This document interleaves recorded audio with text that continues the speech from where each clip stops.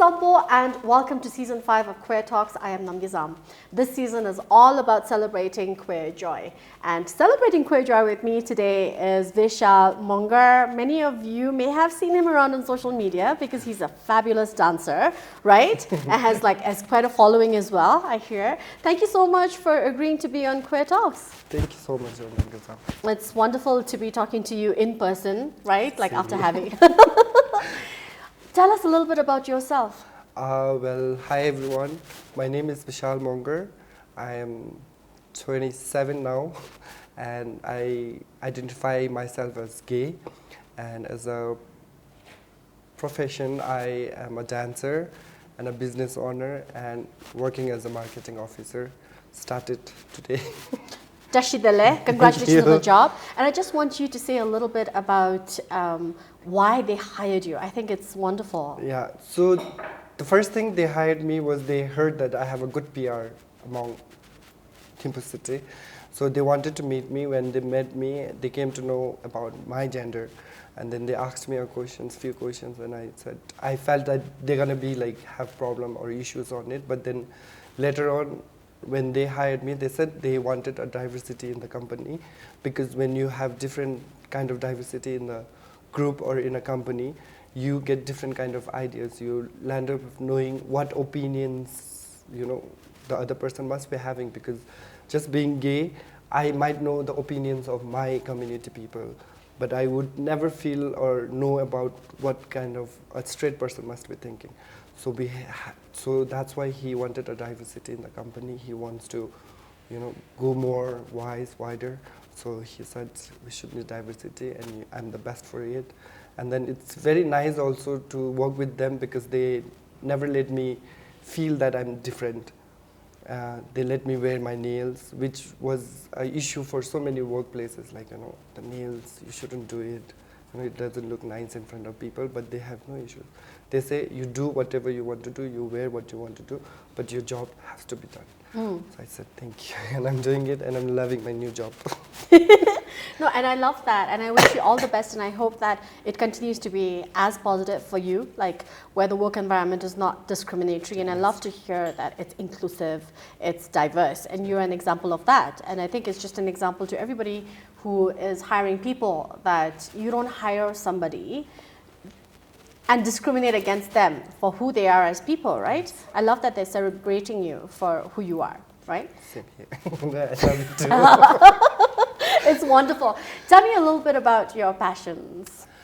I think my passion is towards dancing, I think, because dancing is something that you don't have to choose a gender, I think. Dancing is not something you have to choose a specific time or occasion. You can always put your earphones and then you start dancing. And then in a way it's a healthier. And another way, emotionally, mentally, it helps you also, because you land up releasing all the stress and all. No? So I think I love dancing, and then dancing is something that have also helped me a lot to make my space in this society or community. So I think my passion is dancing. And other than that, I do know that you also like a lot of fashion. Yes, I think fashion, I don't take it as fashion, but then I feel that when I was young and then I was not out as a gay, I always wanted to wear different kind of clothes and all, but then I couldn't, because the stigma and the judgment from people, or what my friends or my family might say. But I couldn't do that. So when finally I'm out, I am out so wildly. So I want to do everything. Now I am not scared of what people say, what people will do. It's just that I want to make myself happy. If I'm happy wearing this, today I have this retro look. I wanted to do a retro look because this is what I always wanted to do. Okay, I wanted to do this, and it makes me happy. It makes me look confident. Make me look beautiful. So I do it. So it is all for me. It's not to be like, okay, I want to be a fashion diva, or I want to wear something different from people. It's not like that. It is like, I want to wear this. I want that. It is me, myself, for me. So not as a fashion, but as for me. Because when I want to look back to my Instagram post or story or archives, I want to say that, oh my God, you look nice here, you look beautiful here, you look like this. So that's why I did it. I love hearing that, and I love the scarf, right? It's like so chic. I also wanted to ask you, like, how did this begin for you where you felt like it's all for yourself? You're doing this for yourself because a lot of the times we're always seeking external validation, Yes. right? Like we want somebody to appreciate who we are or celebrate who we are. How did you move away from that, and how did it become like, I'm doing this for myself? I think an incident happened when I was working in Qatar. Like Qatar is a Middle East country, and then it's against homosexual people. So I met someone from the Qatar only who was Qatari citizen, and then he was wearing makeup and what do you call that, lip gloss. So I was free, and then he was waiting for his order. I was the cashier, and his order was on the process. So I just asked him randomly that, aren't you not scared because your country is against the homosexual and all? And then he said that the death is something that you don't decide. Okay, it comes. If I am meant to be die or dead by bullies or get murdered or die in jail, I'll die that way.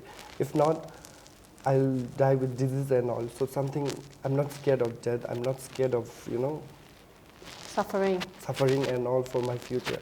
For at present, I am good. I can wear this, I can apply this. So I cannot. He's like, he said that when he is in the present, he wants to do what he wants to do. Like he's not scared. He's not gonna hold back, thinking that he might say something, or I might get jailed, I might get deported, or I might get killed. So he's not scared of that. He wanted to do what he wants to do when he's alive. So I took back myself, and I thought my country is a country where everyone is so accepting.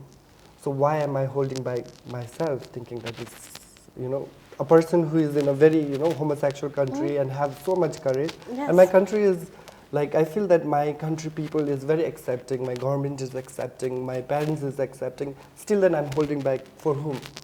So I questioned myself, and I decided that I'll do what I want to do, and then I'll always keep myself happy. I think that's great life advice, not just for queer people, but like even for heteronormative people, Yes, right? Like, true. why are you holding yourself back? Like, you have just this one life. How long are you going to live it according to other people's standards of you, True. right? You were telling me how your family and your friends are also supportive of your life choices, right? Yes, Like, true. do you want to share a little bit about that, like the support system that you have? I think the wonderful opportunity to thank people who have, helped me to be who I am right now. And when it comes to my parents, I think, they're least educated. They don't know anything about LGBT community, and then they don't know much about outer world because they're very religious. They think of, going to temples, those chokers and all. No, they are focused there. They don't know anything. But with that also, they are not stick with that notion that, okay, if I am doing religious thing, so if they are doing that, they don't expect us to do that also. What they say is, you have your life, okay? You have to run it, okay? And until and unless you don't experience, you don't get the, say that? When you experience things, and then you get some lessons from it. So until and unless you don't do it by yourself, and then you don't learn it by yourself, it's no use of people telling you, what is good and bad. You have to experience yourself. So they let us do whatever we want to do, like whatever decision we have. Like if it is very big things, yes, they always make interfere. But then the small decisions, they never like interfere, like choosing a stream.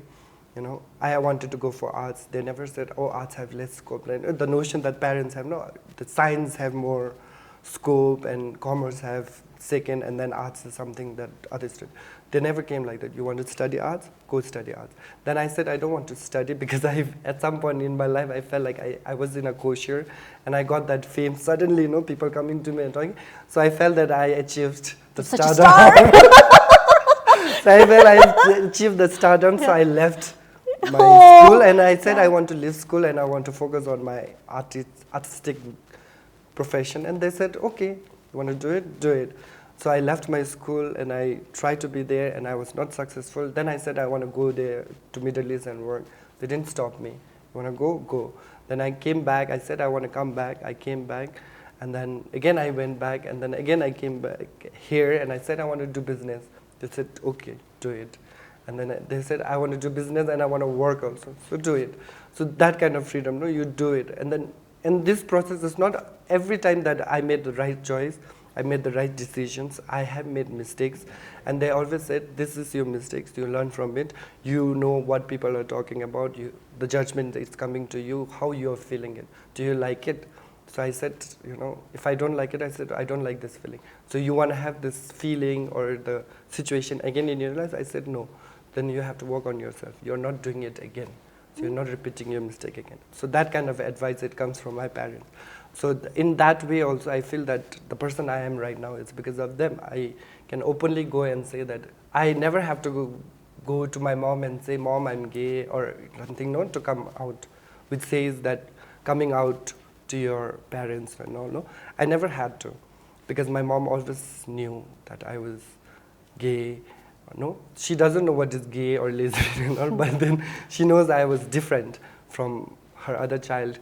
And then my dad, he doesn't say anything, but then when I was in a relationship, so you call the son-in-law Joy in Lhotsam. So he called my ex-boyfriend Joy. So that way I came to know that he accepted my relationship and my gender. And my mom also was very welcoming and then very nice. She chose my nail polish every time. So that's how nice she is. And secondly, I would like to thank my friends also. Why? Because I have so many friends. Like in Thimphu, I have so many friends, and people watching also knows that I have a big circle of friends. But then from this big circle, I choose 4 people in my life. And why? Because I have Tashchombal Doji as my best friend. Why? Because she is the same person after winning the crown and before winning the crown. She have never let me feel that she's a crown Miss Bhutan and then I'm someone who is like a normal commoner. I'm always the same person to her. She will hug me, she will scold me, she will love me the same. It's same, still it's same. And I have Nima.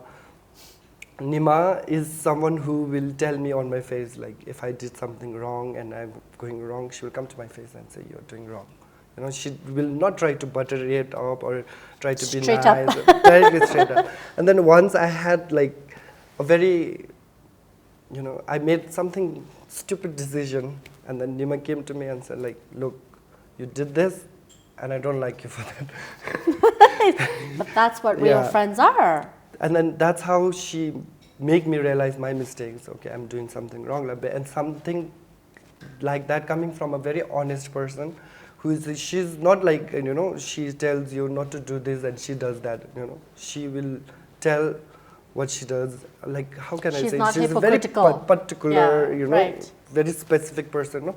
So you'll end up trusting those kind of people also, because these people, that they don't lie or they don't butter or anything. No? They're very straightforward person. So I listen to her, because she gave me good advice. If I'm doing good, good. She knows how to appreciate also. No? Very small thing. Once I paid, she came to me and said, I don't have entry for a club. And I said, I'll pay for you.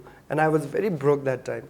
And then the next day she comes to me and said, you touched my heart. It was a very small thing, 350, no? 350 is nothing for them or most of the people. But then she comes to me and said, you are a very nice person. She knows how to appreciate the small things also. So she knows how to appreciate your goodness and then, criticize your badness also. Then I have Diche, the only friend in my group who is straight. And then what I like about her, love about her is just to know me more and just to make me comfortable, she goes to Google and then goes around asking about LGBT community people, how do they feel, what should I do, do I talk like this or no? No, she put that effort. And then that effort is something that means a lot to me, because she's trying to hold that relationship, make that relationship work. And then other than that, she have her own life. She have a husband, she have a business, she have a child. She could have focused there and then, just keep me outside as a friend in need and all. But no, she will always, try to make me feel comfortable around her, because she thinks that, okay, I think she thinks that, I'm not comfortable with straight people or all. So she tried to make me comfortable. And then if she doesn't know anything about it, she will research. So I think about LGBT community, she knows more than me. So that one. And I have Ugen Palnor, another gay friend of me. such a nice person, such a person. I called him Tulo Didi, which means elder sister, and he calls me Baini, like younger sister. And then because he's gay and I'm gay too, we have the similar choice and all. And then he had been there for me, helped me a lot emotionally, mentally. So these 4 people have shaped my life in a way, and with my parents also. I think I have 2 powerful group of people which makes me the person I am right now, the strong version of me. I'm confident, I am very, open, Yes. I don't hold back. If I need to fight, I will fight for my right. If I need to cry, I'll cry and all. And it all comes, that confident to do whatever you feel like doing and, expressing your emotion. It comes from, the guts or the confidence, it comes from the people who is around you. Right. Okay, so sometimes I feel like, should I wear nails and all? And then if 1% or 2% of your group friends or your family says it doesn't look nice, then that affects your mental health. And you overthink, and then you think that you might be doing something wrong and all. But it's not right. It's not right, but then yet it land up affecting you. So it is good to have a good surrounding circle of people, who have encouraged me. And then if I want to wear nails and if it doesn't look nice, you try with another color. They don't say it doesn't look Don't nice. do the nails. Yeah, you wear another color. They say do it, but do it in a better way. Right. So No, nice. I loved hearing about your parents. Like, I would love to meet them. Like, I mean, what is that thought process that they can be so supportive? And you were telling me that, they come from a background that they're not aware of this, what it means to be queer parents, like, parents of a queer child. Yeah. Like, how do you deal with this? I just feel like they're so progressive and they're so supportive. And I wish that kind of parenting for all kids, actually, to celebrate who you are, to support, to allow you to make mistakes, right? And then to grow as an individual. I think that's such a wonderful story to share on this platform, right? Like, and I love that you've given a shout out to the people who have been your strongest support systems. And I think, like, I always tell my people that, blood doesn't make family. You choose your family, and I love that you have that choice to choose who your family can be. But for you, I love that you have both family and friends to support you throughout. Lucky. Lucky you. Lucky I also you. say that because I see when it comes to, I feel that I tell to my friends also, because see, my friends from my community have gone through so much. They get bullied in school, they were raped and molested in hostels, they were highly criticized, made them feel that they were not worth of it. But when it comes to me, I have never felt that way. My schools were always welcoming. Yes, there were few, but then I never took them very seriously.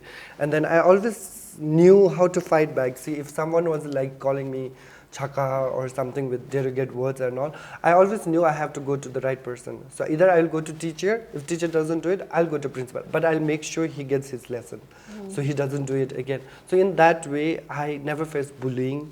I had never faced those kind of raping or molesting or assaulting in hostels also, because I think I was lucky enough one way, and secondly, I think I made my character strong enough so that people get intimate to come towards me. In that way, like, you were able to stand up for yourself? Stand up myself. And then I feel sorry also because I'm not able to connect with my community member who have gone through so much. I used to feel, at certain point, I used to feel that, oh, they must be lying. Because I never went through that. I felt like, okay, they must be lying. Maybe they are exaggerating. So many things, the doubt came to me because that never happened to me, and that those things were happening to my friends.